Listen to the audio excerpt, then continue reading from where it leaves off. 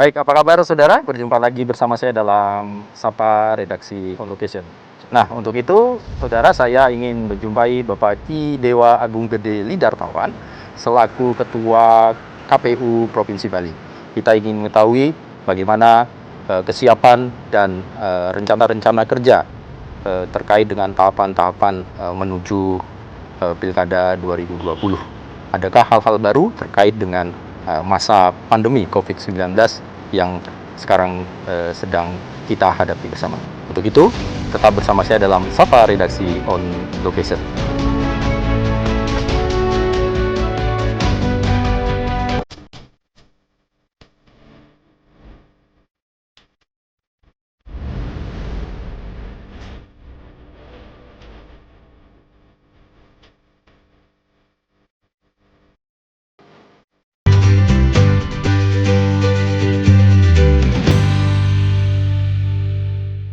Baik.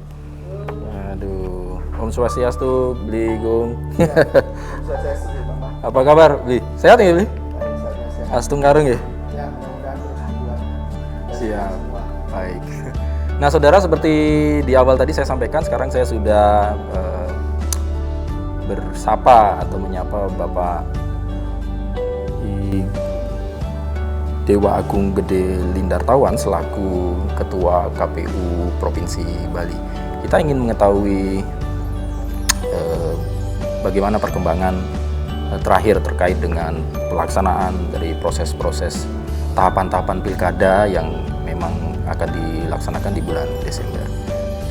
Terima kasih sebelumnya di Gung atas waktunya di tengah-tengah kesibukannya. Ini kan sudah boleh dikatakan sudah mulai sangat padat-padatnya. Kemarin tahapan-tahapan sudah dilalui. Kalau tidak salah nanti sebentar lagi akan tahapan pengumuman para paslon ini ya.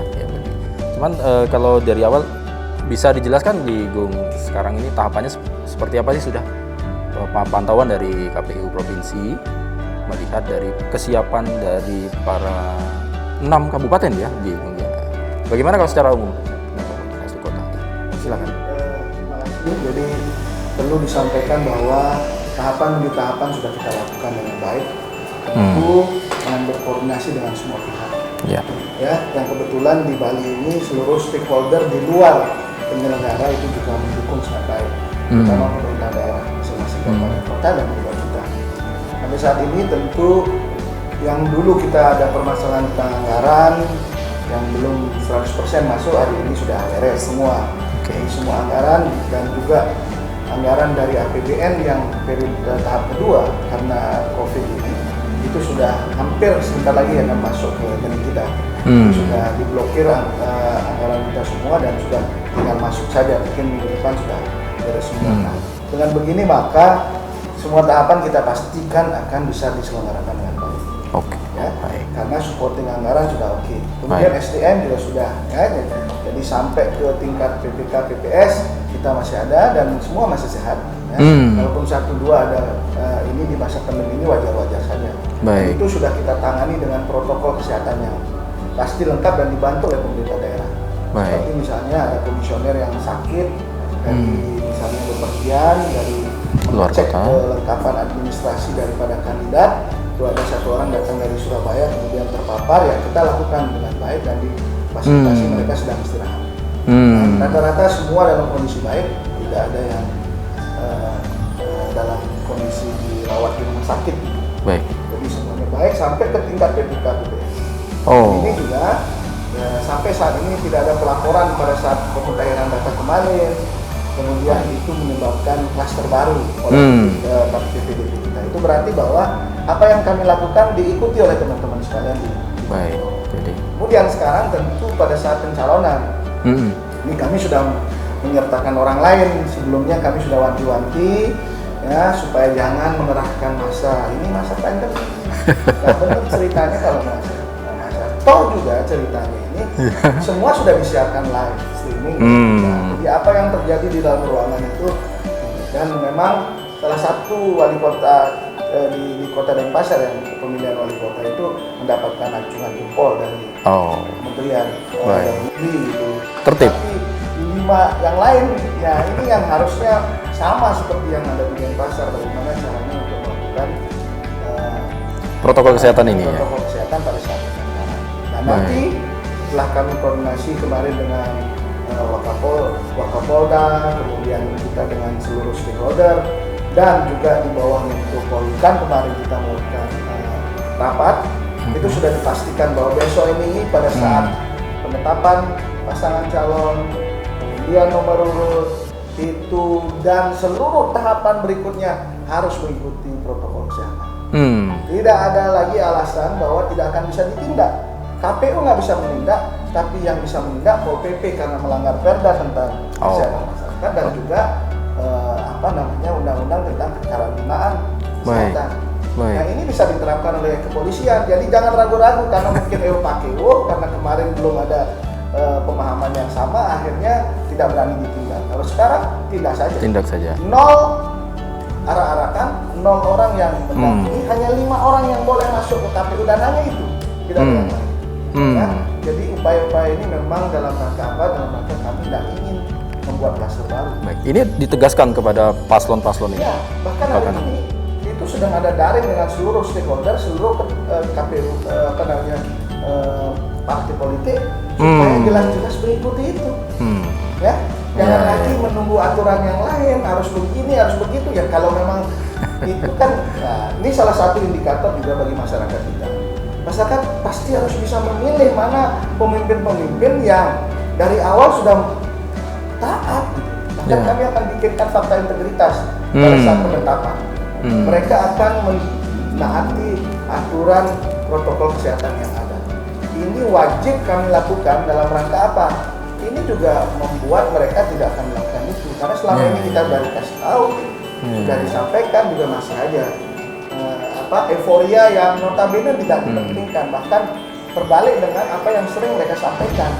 Ya, ada beberapa yang calon yang juga masih menjabat sebagai bupati atau wakil bupati, itu juga sering menjadi bagian dari gugus tugas menyuruh orang tidak berkerumun, tapi mereka membuat. Nah ini kan nggak benar ceritanya pendidikan politik kepada masyarakat. Baik. Jadi memang ini sekali lagi nih penekanan dari KPU untuk menyatakan bahwa besok pada saat pengumuman dan tahapan selanjutnya penetapan terusnya itu memang wajib untuk mematuhi. Sudah digariskan oleh PKPU 6 yang berubah menjadi PKPU 10. Jadi bukan KPU yang akan memberikan sanksi, tetapi karena ini sudah menyangkut peraturan daerah dan juga undang-undang kesehatan itu sendiri. Jadi pihak lain bisa melakukan itu ya, Bu. Ya, kita berharap mudah-mudahan ini memang tidak cuma bagi paslon. Kalau kami di KPU udah pasti, ya, betul. Kan nggak boleh masuk. Betul.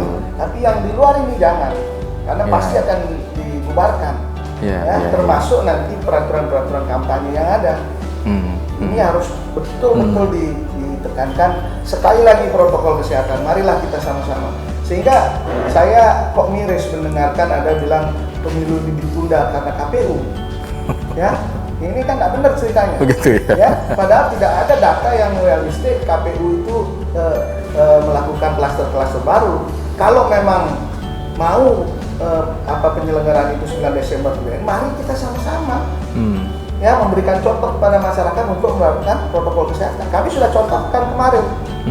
Ya, waktu PPDP kita turun ke rumah-rumah orang, kami tetap mengajarkan pada masyarakat untuk menggunakan masker dan juga face shield, sarung tangan, dan kami juga bawa hand sanitizer kemana-mana. Cuman bingung kan permasalahannya kan begini, ini kan melibatkan masyarakat dan orang banyak yang mungkin memang menjadi effort lebih. Nah ini bagaimana peran dari KPU untuk menyampaikan kepada masyarakat?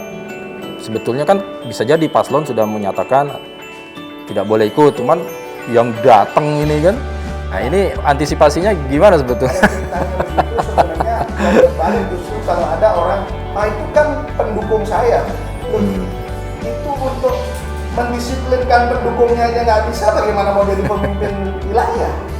Kan itu yang harus kita pikir. Sama seperti misalnya nanti pemasangan baliho, tidak boleh memasang selain yang difasilitasi plus yang mereka sepakati untuk pasang. Tapi kalau mereka kemudian konstituennya masang gitu, terus ada yang berdalih, itu konstituen saya. Inilah pemimpin nggak benar ceritanya. ya mendisiplinkan ininya aja nggak bisa. Pasukannya, apalagi mau mendisiplinkan pasukan musuh, gitu kan? Ini ya nggak benar ceritanya. Jadi mestinya wajib hukumnya. Kalau memang jadi tokoh yang diharapkan menjadi pemimpin di Bali ini, ya apa hubungannya harus dituruti warganya, itulah yang benar. Ini kan menarik juga kan, ada pernyataan dari Menteri Dalam Negeri kalau nggak salah, bahwa pemimpin nanti yang dipilih yang tentunya concern betul dengan protokol kesehatan. Ya, Ini bagian di masa debatnya yang dipertahankan nanti adalah argumentasi terhadap apa yang mereka lakukan dalam rangka penerapan protokol kesehatan dan juga bagaimana memulihkan ekonomi dan lain sebagainya. betul. Kalau mereka saja sekarang melanggar, bagaimana masyarakat bisa percaya bahwa mereka mampu untuk ingin menerapkan protokol kesehatan ke depan bagi masyarakat? Jadi memang inilah ujian para kandidat yang paling berat saat ini. Kenapa?